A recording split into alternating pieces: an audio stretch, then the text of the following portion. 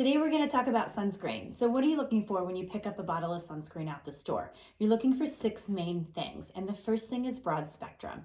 That means that there's UVA and UVB protection. So UVA, think aging. We're protecting against premature aging, protecting against fine lines and wrinkles, textural changes, brown spots, and then think UVB as burn. So that's responsible for the color of your skin.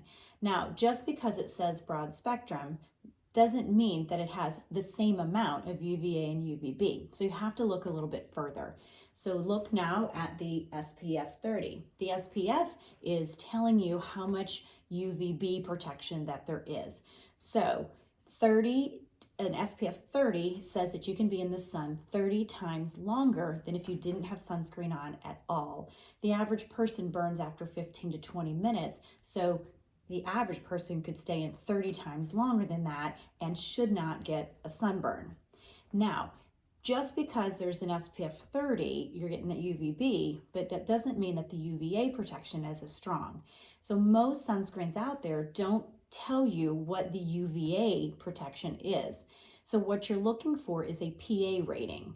And what that is it's a Japanese rating that only certain brands will go that extra mile to figure out what that UVA coverage and protection is. So you're looking for this PA rating. It's anywhere from 1 to 4 pluses, and the higher the amount of pluses, the higher the UVA protection there is. So when you're looking at these bottles, make sure that there's an SPF of at least a 30 and make sure that there's a PA of at least, PA plus 3. Some of the products out there, if it's going to be less than 3, it probably doesn't have that much of the UVA protection. So those are your first 3 things. Now you're looking at water resistant. So back in the day, it used to say waterproof. Well, there's no such thing as waterproof anymore. It's water resistant. And it's going to be water resistant for 40 minutes or for 80 minutes. And no matter what, the FDA recommends reapplying your sunscreen every 2 hours.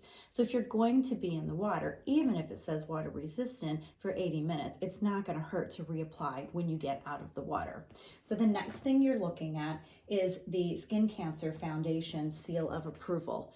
And what that is that companies will submit their sunscreen for testing, and the sunscreen is tested and it'll tell you whether or not it's a quality sunscreen or not.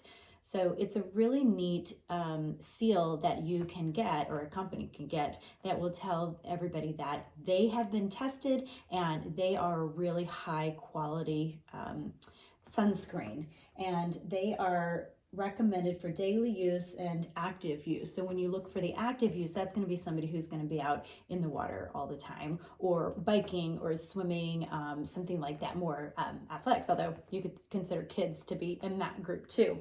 So then the last thing we're going to look at here are the active ingredients.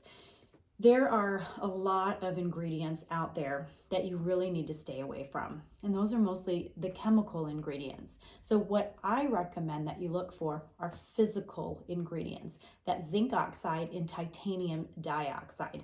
Those are the only 2 ingredients that the FDA has approved as safe. So anything that does not have that in it, throw it aside. Anything that has chemicals in it, you need to really consider what's happening.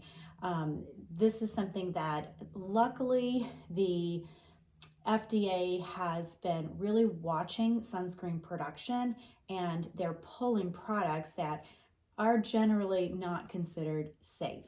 So as simple as this sounds, there's really a lot more to going into the ingredients, but I really just wanted to give you the basics of what to look for when you're looking for sunscreen.